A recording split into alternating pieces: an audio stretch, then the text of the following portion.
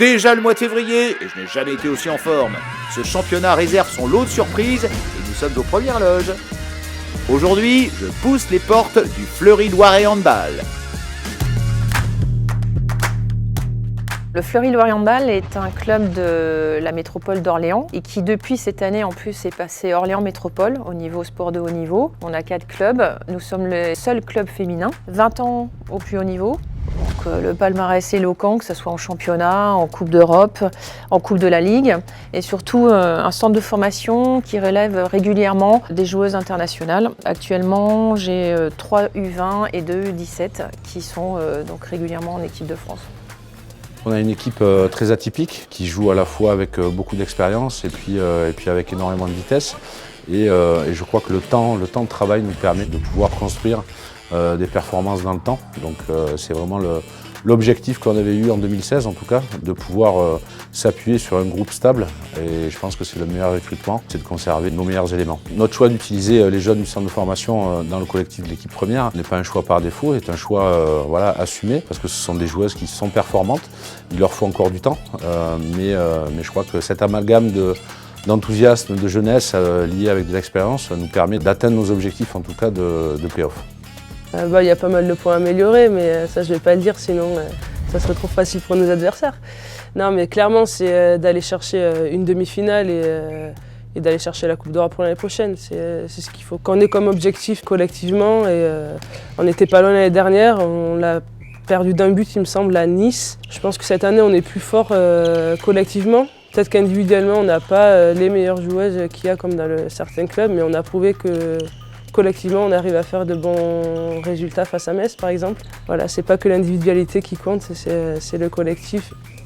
Alors, la mixité de notre équipe est un choix peut-être personnel. On souhaite avoir une équipe qui représente un petit peu notre société actuelle. En moindre mesure, voilà, nous, ça nous permet de faire progresser des joueuses du Brésil, de Cuba. C'est très enrichissant en tout cas au plan de vue humain, dans nos relations relations entraîneurs-entraînés, puis surtout les relations entre elles. Mais en tout cas, cette spontanéité, cette richesse de diversité nous permet de prendre énormément de plaisir à travailler et à collaborer ensemble.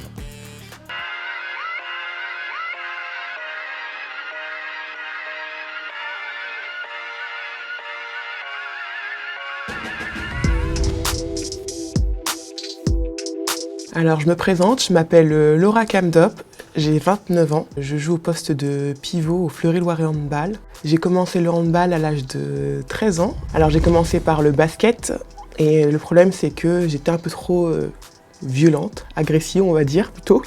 Et mon père en avait assez de m'accompagner à tous mes matchs et que je termine jamais mes matchs parce que je faisais toujours 5 fautes au bout de 2 quarts-temps. Et donc le reste du temps, je restais assise. Donc j'ai un cousin qui m'a dit « tu devrais essayer le handball ». Donc je me suis mise au handball et ça m'a tout de suite plu. Donc voilà, c'est venu comme ça. Alors je suis actuellement sur un double projet parce que je suis joueuse professionnelle de handball depuis déjà 11 ans et je suis aussi actuellement assistante commerciale et marketing au Fleury-Loiret Handball depuis juillet de l'année dernière. C'est un double projet qui me plaît énormément. J'ai toujours voulu allier les études et le handball. Ça c'était la condition pour mes parents pour que je rentre au Pôle Espoir et je leur ai toujours promis que je continuerais mes études coûte que coûte, même si c'était dur. J'ai parfois douté puisque je ne savais pas trop quel projet prendre. Donc j'ai commencé par un BTS, mais avant mon BTS, j'ai fait STAPS, histoire de faire STAPS parce que c'était la filière où tout le monde nous dit d'aller parce que c'est le plus simple pour faire du sport de haut niveau, mais c'était vraiment pas quelque chose qui me plaisait, donc j'ai fait un BTS négociation relations clients. Ensuite j'ai fait licence pro événementiel sportif, et puis ensuite je suis rentrée à Grenoble École Management où j'ai fait un cursus sur 4 ans pour obtenir mon master. Et à la suite de mes études, le club m'a proposé de prendre le poste d'assistante commerciale et marketing. C'est un projet qu'on a toujours voulu mettre en place, qu'on avait prévu de mettre en place dans quelques années. Finalement ça s'est fait plus tôt que prévu, et aujourd'hui j'allie les deux. Oui, allô, bonjour, Laura Kamdop, joueuse et assistante commerciale et marketing au Fleury-Loiret Handball. On a, nous, une philosophie, c'est dès, j'allais dire, le plus jeune âge. On a vraiment cet accompagnement des joueuses. L'idée, c'est d'avoir effectivement un centre de formation reconnu et qui va nous permettre d'avoir à peu près 50% de notre effectif en joueuses pro. Mais c'est aussi une reconversion des joueuses. Et aujourd'hui, moi j'ai 2 joueuses emblématiques qui sont venues à Fleury également pour ça, dont Alexandra Lacrabert, qui est en pleine reconversion, qui a repris ses études, mais aussi Laura Candop, qui est là au club depuis l'âge de ses 16 ans, qui est juste partie une année, et qui aujourd'hui montre le chemin à ces jeunes du centre de formation. Cette philosophie d'esprit familial, on le retrouve du plus jeune âge, j'allais dire, aux plus anciennes.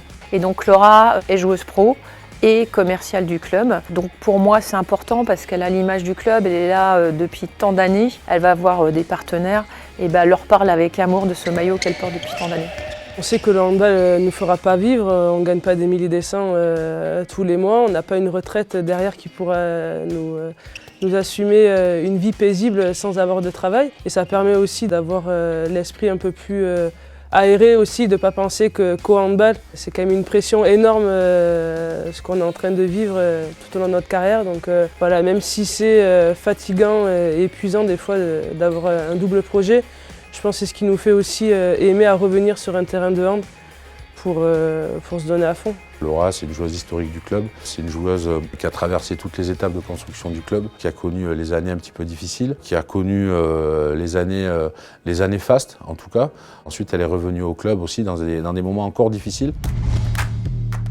Je trouve que c'est très positif pour la structure de pouvoir s'appuyer sur une joueuse historique et sur la compétence de Laura aussi dans le cadre de son métier, parce que c'est une étudiante qui a été formée pour ce travail-là, donc avec beaucoup de compétences et de personnalité. Sur le plan humain, c'est en tout cas pour nous, c'est très important de s'appuyer sur une personne telle que Laura.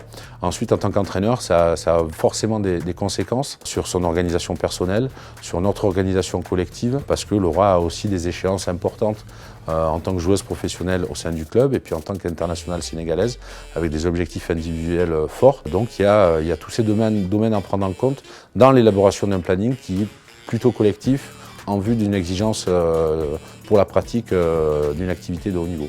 Moi, il me semble important que pour toutes les joueurs ou joueuses, que ce soit dans le handball ou autre, les sportifs en général, de préparer la reconversion. Pour moi, ça reste quelque chose de primordial parce que le handball, c'est bien, on gagne des matchs, on s'entraîne dur, on en perd aussi. Moi, j'ai vécu et je vis encore des moments extraordinaires, mais il faut penser à l'après parce que oui, on gagne bien notre vie actuellement et encore, ça dépend des joueurs, ça dépend de notre capacité, ça dépend de notre statut, mais ça n'a pas duré toute notre vie et je pense qu'il est important et primordial d'expliquer à tous ces jeunes sportifs, handballeurs qui souhaitent avoir une carrière, de préparer l'après.